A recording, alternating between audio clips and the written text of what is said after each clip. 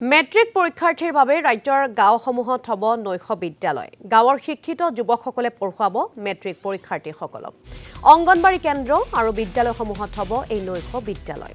৫ মাহৰ বাবে মেট্ৰিক পৰীক্ষাৰ্থীসকলক পঢ়ুৱা হ'ব এই নৈশ বিদ্যালয়ত। সন্ধিয়া ৬ বজাৰ পৰা নিশা ৯ বজালৈ হ'ব পাঠদান। ঝাৰখণ্ডৰ এটা এনজিঅ'ই চলোৱা নৈশ বিদ্যালয়ৰ ভিত্তিতেই এই নতুন চিন্তা মুখ্যমন্ত্ৰী ডক্টৰ হিমন্ত বিশ্ব শৰ্মাৰ। মেট্ৰিক পৰীক্ষাৰ্থীসকলক পঢ়ুৱা যুৱকসকলক কি ধৰণে মাননি দিয়া হয় সেয়া পৰৱৰ্তী সময়ত চিন্তা কৰিব চৰকাৰে। শেষত মই এটা বিশেষ আঁচনিৰে সামৰণি মাৰিছোঁ। এইবাৰ মেট্ৰিক পৰীক্ষাৰ ফৰ্ম ফিল-আপ হ'ব অক্টোবৰ মাহত।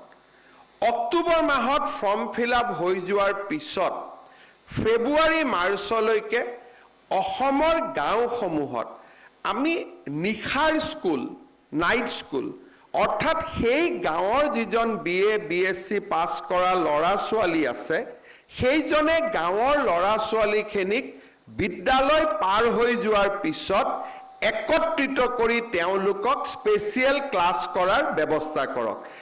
কোনোবাই শব্দটো টিউচন ক'ব, কিন্তু মোৰ মতেদি সেইটোক টিউচন নকয়, যদি সেইটোক টিউচন হয় তেতিয়াহ'লে গ্ৰীষ্মকালীন যিমান কেম্প হয় সেইবিলাকেও টিউচনৰ আখ্যা পাব।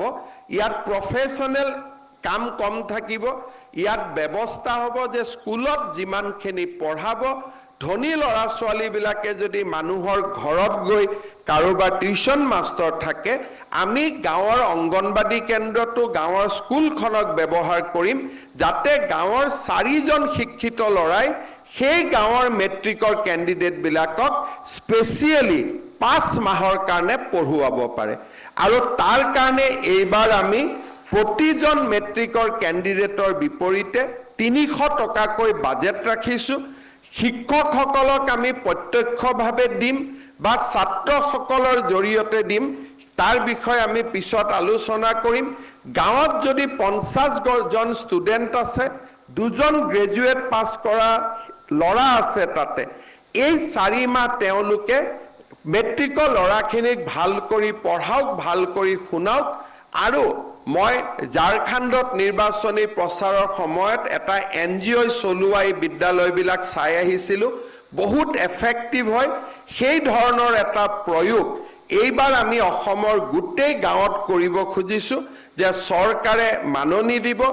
গাঁৱৰ শিক্ষিত ল'ৰাজনে 6টাৰ পৰা ৰাতি 9টালৈকে মেট্ৰিকৰ কেণ্ডিডেটখিনিক পঢ়ুৱাব।